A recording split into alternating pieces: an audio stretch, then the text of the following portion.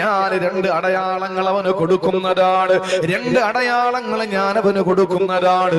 മൂസാ നബി ചോദിച്ചു, യാ അല്ലാഹ്, ഏതാണ് നീ ഇഷ്ടപ്പെടുന്നവർക്ക് കൊടുക്കുന്ന രണ്ട് അടയാളങ്ങളെന്ന് പറഞ്ഞു തരുമോ?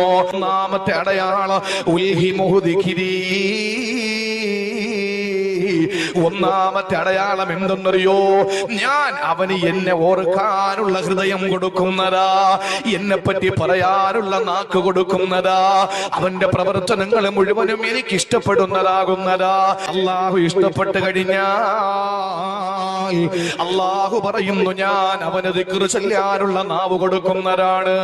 രണ്ടാമത്തെ അടയാളം ഏതെന്നറിയോ?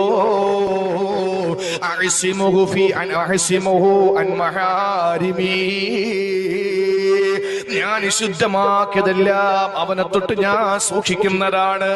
അവനൊരു ഹറാമ് ചെയ്യൂല, അവനൊരു